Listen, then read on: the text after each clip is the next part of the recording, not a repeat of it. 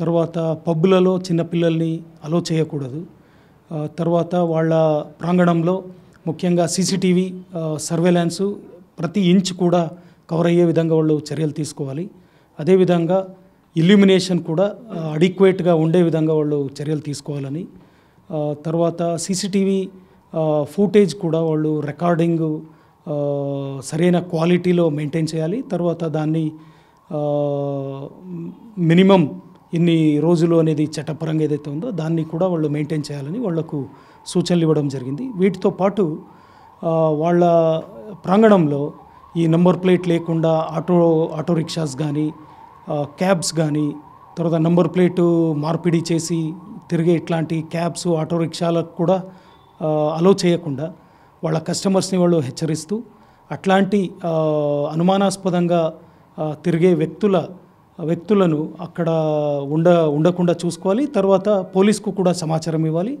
Police వెంటనే అక్కడ చేరుకొని స్పందించి వాళ్ళని ఎంక్వైరీ చేసి ఎవరైతే ఇట్లాంటి ఇల్లీగల్ యాక్టివిటీ చేయడానికి ప్రయత్నిస్తూ ఉంటారు అని అనిపిస్తుందో వాళ్ళపైన యాక్షన్ కూడా తీసుకుంటారు.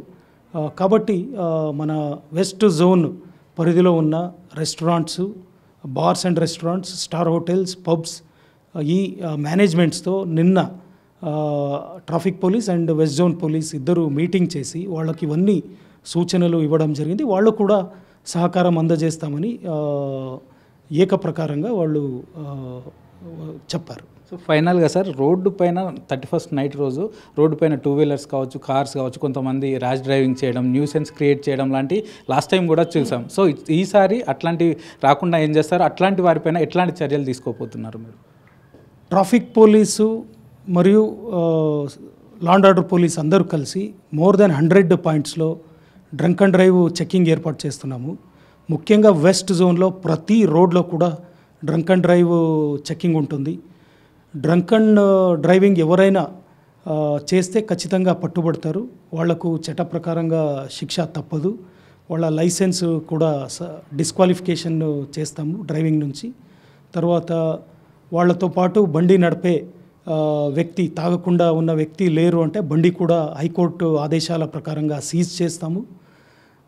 తర్వాత డ్రంక్ అండ్ డ్రైవ్ కాకుండా మిగతా ర్యాష్ డ్రైవింగు, డేంజరస్ డ్రైవింగ్, తర్వాత ఈ జిగ్జాగ్ డ్రైవింగు, తర్వాత ఓవర్ స్పీడింగు, తర్వాత ఈ కేకలేసుకుంటూ తమాషాలు, రోడ్డు మీద సర్కస్లు, ఈ వీలింగు ఇట్లాంటివి చేస్తే అట్లాంటి వాళ్ళపైన ఈ మన సీసీటీవీ ఫుటేజ్ ఆధారం పైన, తర్వాత మన పోలీస్ సిబ్బందిని కూడా ప్రతి రోడ్లో కూడా డిప్లాయ్ చేస్తాము.